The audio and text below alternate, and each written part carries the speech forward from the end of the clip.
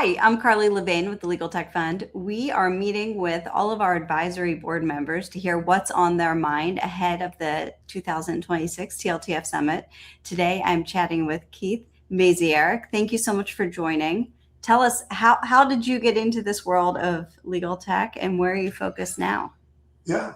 So I started my career in legal at the American Bar Association, actually, which then ultimately led to working in law firms. And then for the last 17 years, I've built and scaled strategic pricing, profitability, and client value functions at AmLaw 50 firms. Until just recently, taking that experience that I've built up over those years, I decided to kind of, I guess you could say, like LeBron said, like take my talents to South Beach, but to take my talents in a different direction or my experiences in a different direction.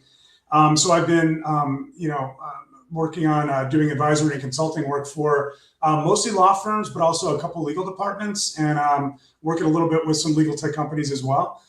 In addition to that, I've also started a legal tech company myself. So I wear two hats. I'm sort of a principal of an advisory practice, as well as a founder of a legal tech startup that's focused on reducing revenue leakage for large law firms. So it's been kind of my journey to getting here. Throughout that, as you can see, there's a lot of parallels with what Legal Tech Fund does, a lot of organizations that are active in Legal Tech Fund. So there was just sort of a regular sort of natural gravitation towards what Legal Tech Fund does in the summit. So I've been for the last 3 years legally. The first year I went illegally for a little while. But I've loved every year. Every year has been great and a little bit different, and I always look forward to it. And hugely privileged to be on the advisory board this year. Excellent. So what are you seeing now? You're consulting with a number of companies. You're starting your own company. What are the big changes and trends that you're seeing in this year? So this year, I think there's a lot of interesting things. The discussions around private equity getting into the law firm space are gaining a lot of velocity. Interested to see how that continues to materialize. Some firms are looking at that more seriously or critically than others. I think on the legal tech front, you're maybe starting to see, and this is interesting to talk to other people about their perspective on this too, but I think you're starting to see a little bit more of a consolidation. Not that there's not a lot of new entrants still, but I think for some of the more recognized use cases or platform sort of plays, you're getting a couple more dominant players now, which is changing the landscape. So I think a lot of firms looking at there's a discussion that goes on inside most law firms, or when you're talking to a lot of law firms, saying, "Oh, do you use Harvey or Legora?" Because it's sort of a foregone conclusion that it's one of those two things. I think there's a little bit of interesting sort of competitive dynamics going on in the market with some of the large models now too. But everybody's trying to figure out, what does this mean to their particular business as it has been and as what it should be in the future. And where it intersects with what my sort of area of expertise is nobody really knows how to monetize services that are more traditional in nature, but are delivered through new means or augmented means. So that has been a very fertile sort of basis for conversations across the industry. I think it's a very interesting and dynamic time to be involved in this space at this point. It feels like everywhere I go, every conversation is around pricing and changing pricing structures, and what will that look like in the future, and will AI change that? Are there concrete changes that you're seeing already, or do you think most of it is still to come? There's a shift. I'm one of these people I came up as one of the early pricing people in law firms. 2009, I started doing this. And back then I remember seeing a lot of articles in the press talking about how the billable hour is dead. Our friend Casey Flaherty has a slide that I stole from him, and I give him credit, but it's got every headline that said that for the last 30 years, and there's dozens of them. That never really materialized. So what we saw there was a lot of hype and not as much. There's a lot of sizzle and not a lot of steak with that. I'm interested to see. There's a lot of sensationalism, I think, around what AI can do now versus what it can do later, and a little clouding of what the timeline is in terms of maturity. So I think it's interesting to see kind of where things are going in that direction right now.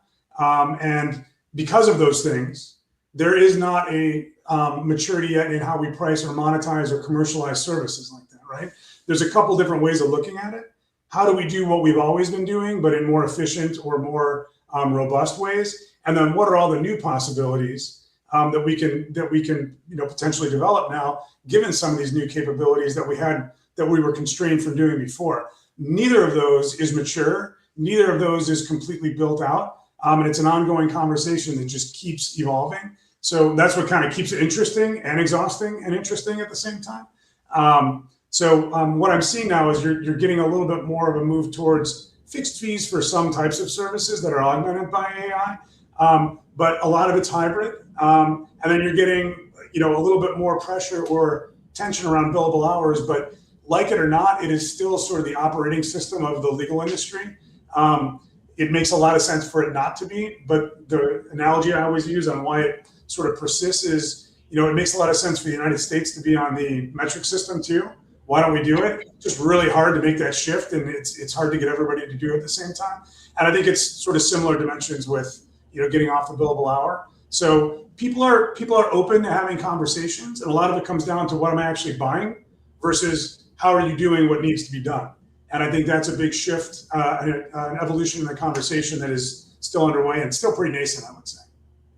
I'm going to set you up then for the next question. You have the perspective of 2009 to today, and Yes. what's changed and what hasn't changed.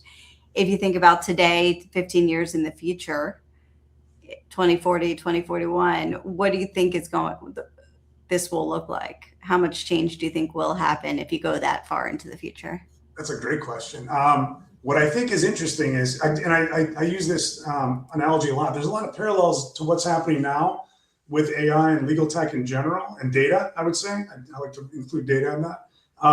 With what happened in 2009, 2010, when what I have built my experience in pricing and commercial strategy type of work, that was very nascent then, and I was very worried at the beginning, like, I don't know if we can do it this way, because what if I'm wrong? And when I realized that there was no wrong, it was all just sort of iteration and experimentation and taking what worked and then working from there to evolve it. There's a lot of parallels with what's happening now to what happened back then. So if I can borrow more parallels as far as that sort of set of circumstances dictates what might be happening here, I would say we're going to get a lot more crystallization on best practices, but I think we'll also have maybe not the complete level of alignment that sort of orbits around AI that everybody is maybe right now predicting. I don't think it's the ultimate equalizer for everything all the time, but I do think there's some amazing benefits and recalibrations that come from the greater exploration and integration of this into the industry in general. And I speak from the commercial legal services sector.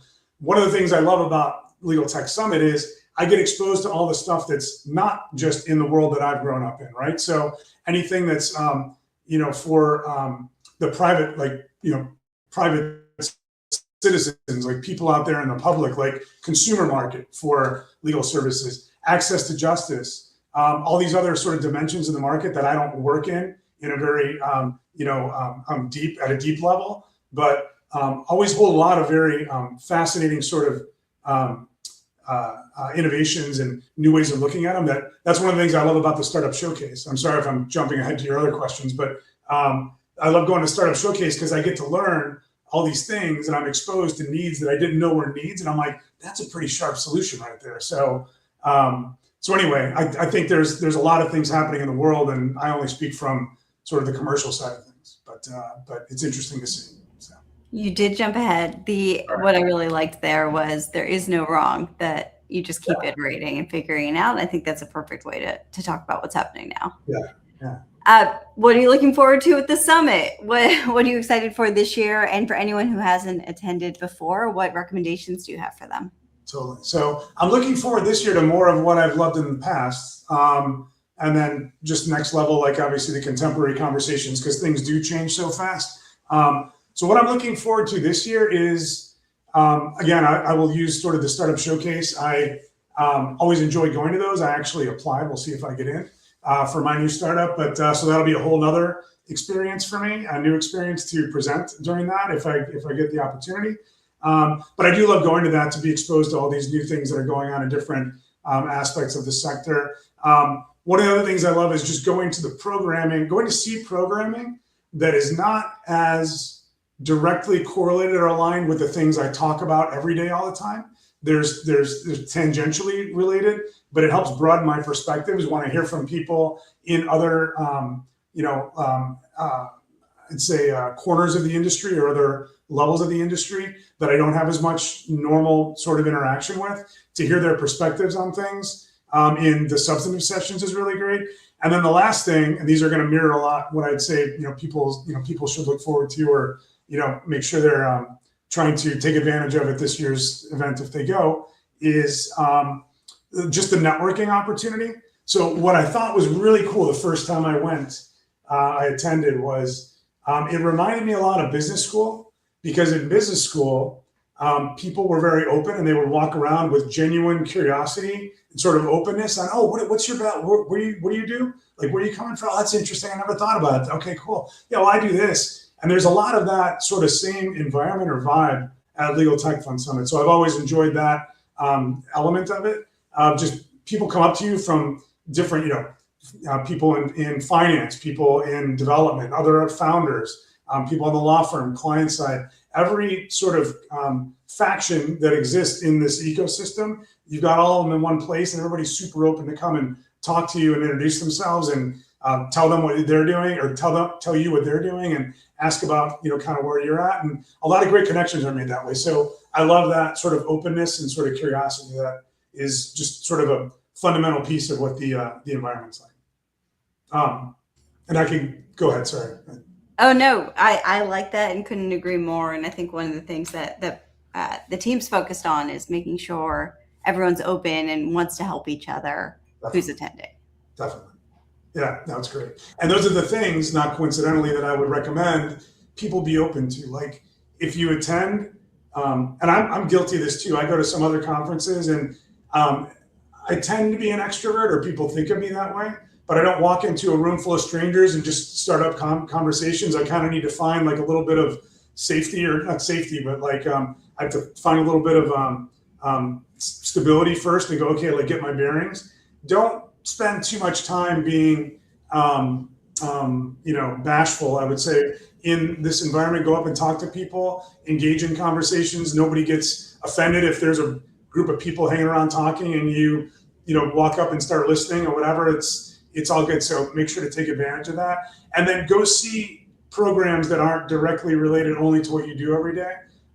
Again, because I think it does broaden your horizons and your perspectives on things that are maybe not, like I said, directly on your plate that you have to solve, these problems you're solving for every day. But it gives you other ways of thinking about sometimes, or influences to bring into what you do. And I think those are always beneficial. Those other, exposure to those other ideas. So those are my key tips, I guess, for newbies. Well, excellent. Thank you for your tips and for being a part of the advisory board. And we look forward to seeing you in November. I'm very excited. Thank you so much for having me on, and I appreciate being on the advisory board. It's a great experience, great group. Great. Thank you. Thanks.